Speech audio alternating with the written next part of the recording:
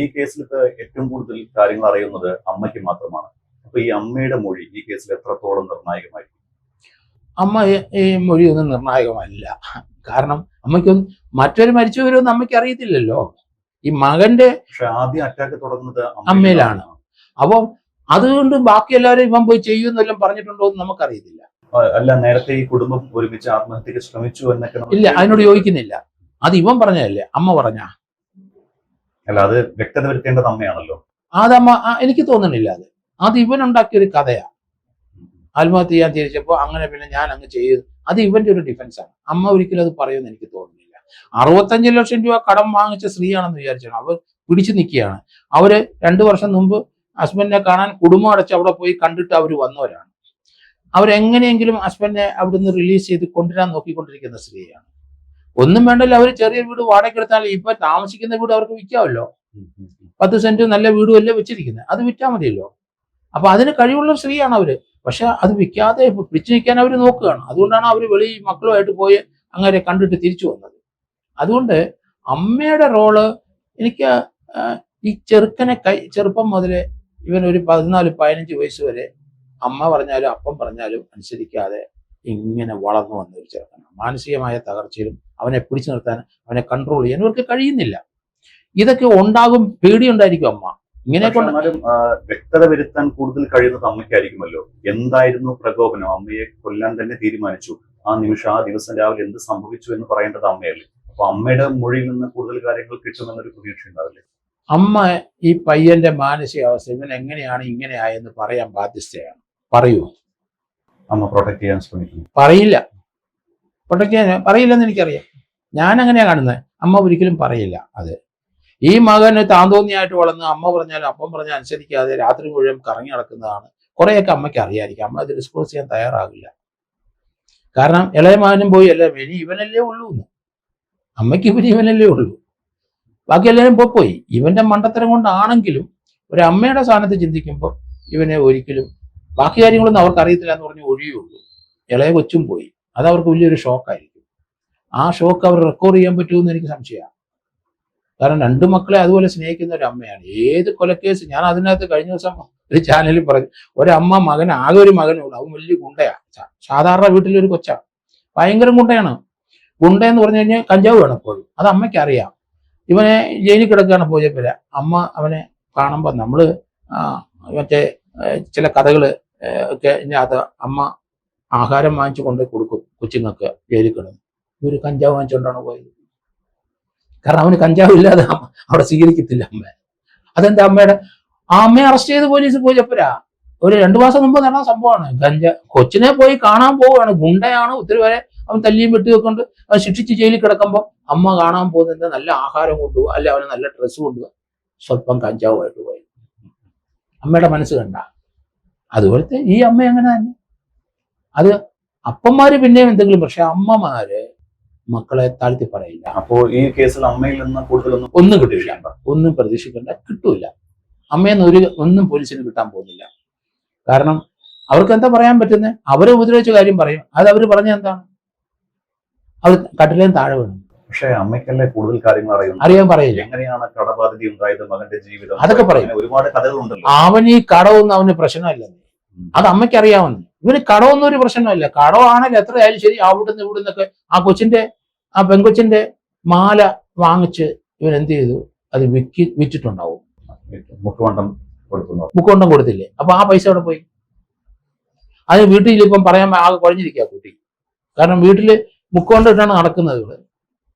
പിന്നെ മരിച്ചു കിടക്കുന്ന ഒരു ചെറിയൊരു ബ്രേസ്ലെറ്റ് എങ്ങാണ്ട് കിടപ്പുണ്ട്, അത് ഇവൻ എടുത്തിട്ടില്ല. അത് അവൻ എടുത്തില്ല. അപ്പം ഇതെല്ലാം കൂടെ ആലോചിക്കുമ്പോൾ നമുക്ക് ആകെ കൺഫ്യൂഷൻ വരും. പറഞ്ഞതിൽ നിന്നും മൊത്തത്തിൽ വലിയൊരു ദുരൂഹത തന്നെയുണ്ട് ഈ കേസ്. ആ ദുരൂഹതയിൽ നിന്ന് വിട്ടുമാറാൻ പറ്റുമെന്ന് എനിക്ക് അതാ ദുരൂഹതയായിട്ട് നല്ലത്. ഒരു ടെസ്റ്റ് പ്രതീക്ഷിക്കാൻ പറ്റുമോ അങ്ങനെയാണെങ്കിൽ? അത് പോലീസ് തീർച്ചയായിട്ടും ഒരു നല്ല ട്രാക്ക് വരണമെങ്കിൽ ഇവന്റെ 8 വർഷത്തെ മൊബൈൽ ഫോൺ ആരെയൊക്കെ വിളിച്ചെന്നറിയാം. ഇവന്റെ ആരാണ് കൂട്ടുകാർ? ആ കൂട്ടുകാരൻ ഒരു കൂടോത്രം മന്ത്രം ചെയ്യുന്ന ഒരാളുണ്ടാവുമെന്ന് ഞാൻ കരുതുന്നു. കാരണം കേടലിന്റെ കേസിലെ അപ്പനെയും അമ്മയും സഹോദരിയും കൊന്നു. അവരൊരു ആന്റി ലളിത അവരെയും കൊന്നു കഴിഞ്ഞിട്ട് വീട് തീ കത്തിച്ച്. ഇവിടെ എന്താ സംഭവിച്ചത്? കൊന്നിട്ട് വീടിന് ഗ്യാസ് തുറന്നു വിട്ടിട്ടല്ലേ പോകുന്നത്, കത്തിച്ചില്ലെന്ന് മാത്രമേ ഉള്ളൂ. അപ്പോൾ അത് നമ്മൾ എപ്പോഴും അത് ആക്കുമ്പോൾ ഇതൊരു കേടലിൻ്റെ റിപ്ലിക്കായിട്ടാണ് എനിക്ക് തോന്നുന്നത്. ഇവൻ അല്ലെ പോലീസിൻ്റെയോ മറ്റവിടെ പോയവരെ, കാരണം മുഖം എല്ലാവരുടെയും മുഖം നോക്കി, മുഖം എല്ലാവരുടെയും വികൃതമാക്കി, അടിച്ച് വികൃതമാക്കി കഴിഞ്ഞിരിക്കുക. മുഖത്തിലല്ലേ കൊടുക്കുന്ന നമ്മൾ ഈ ചുറ്റികയൊക്കെ ഈ മന്ത്രവുമാ ഈ അങ്ങനത്തെയുള്ള സംഗതിക്ക് ഉപയോഗിക്കുന്ന ഒരു സാധനം ഈ ചുറ്റിക, ചെറിയ കത്രിക, ചെറിയ പിയേഴ്സ് ചെയ്യുന്ന ചില വാളുകൾ, ഇങ്ങനെയൊക്കെയുള്ള സാധനം വെച്ചിട്ടാണ് നമ്മൾ നോക്കിക്കോ മന്ത്രവാദികളുടെ എല്ലായിടത്തും ഇരിക്കുന്നത്. അപ്പൊ അതുപോലത്തെ സാധനം ഇവന്റെ കയ്യിലും ഉണ്ട്. അപ്പം പോലീസ് കുറച്ചുകൂടെ കാര്യമായിട്ട് ഇവനെ പറ്റി, ഇവൻ പോലീസിനെ മിസ്ലീഡ് ചെയ്യും. ഇവൻ പറഞ്ഞു വെച്ചിരിക്കുന്ന കഥ ഇപ്പം പോലീസ് അംഗീകരിച്ചു, കടം കൊണ്ടാണ് ചെയ്തത്, എല്ലാവരെയും കൊന്നത്. കടം കയറിയാൽ കൊല്ലലാണോ മാർഗം? ആ കൊച്ചിനെ അങ്ങ് വിടാൻ മേലായിരുന്നു, അല്ലെ ആ പെങ്കൊച്ചിനെ വിടാൻ മേലായിരുന്നു. അവളുടെ എല്ലാം വാങ്ങിച്ച് ഇവനെടുത്ത് തിന്നു, എന്നാൽ അതിനെ അങ്ങ് വിടാൻ മേലായിരുന്നു. അതിനോട് കുറെ കൊണ്ടുവന്നത് എന്താണ്?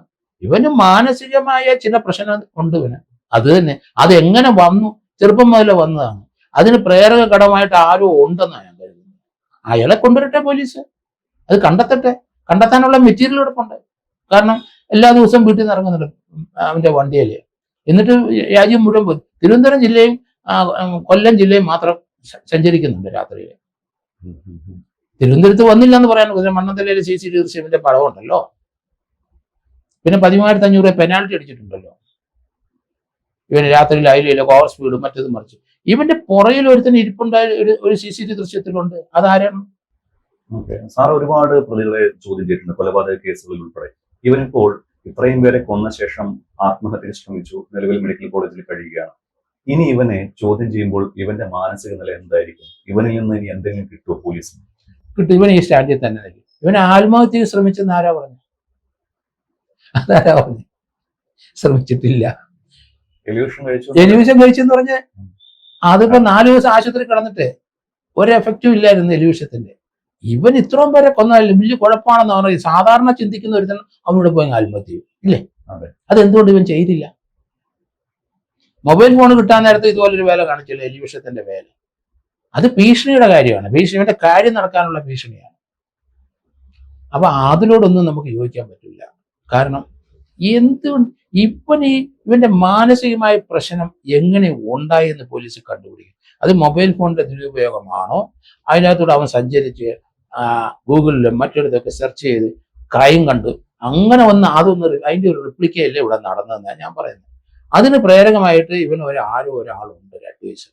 എനിക്ക് അതുപോലത്തെ കുറെ കേസുകൾ അറിയാം. അത് വെച്ചിട്ടാണ് ഞാൻ ഈ പറയുന്നത്. തിരുവനന്തപുരത്ത് 1-2 മന്ത്രവാദികളുണ്ട്. ആ മന്ത്രവാദികള് അവരോട് ചില ആൺകുട്ടികളും പെൺകുട്ടികളും അവിടെ ചെന്ന് അയാൾ അടുത്ത് കഴിഞ്ഞാൽ പിന്നെ അയാളുടെ ഫാനായി അയാളുടെ ആ മന്ത്രവാദിയുടെ ഫോട്ടോ കൊണ്ട് നടക്കുന്ന 2 പേരെ എനിക്കറിയാം. എന്തുമാന ഇവരൊക്കെ എന്താ വട്ടെന്നല്ലാതെ എന്താ പറയാ? അതിന്റെ ഒരു മന്ത്രവാദിയുടെ അവിടെ ഒരു പയ്യൻ കോളേജിൽ പഠിക്കുന്നവന് അവൻ വീട്ടിലെങ്ങാണ്ട് അത് പണവും നിർത്തി സ്ഥിരം അവിടെയായി. അപ്പൻ എന്നെ വന്ന് കണ്ടിട്ട് അയാൾ കഴിഞ്ഞ 4-5 വർഷമായിട്ട് വീട്ടിലല്ല കിടക്കുന്നു. വേറൊരു സ്ഥലത്ത് രാത്രി കൊല്ലുമെന്ന് പേടി. കാരണം വേറൊരു സ്ഥലത്ത് അവൻ കിടക്കുന്നതിന്റെ ഈ മന്ത്രവാദിയുടെ ഫോട്ടോ അവന്റെ കട്ടിനോട് ഒട്ടിച്ചു വെച്ചിട്ടുണ്ട്. ഇതൊക്കെ എന്താണ്?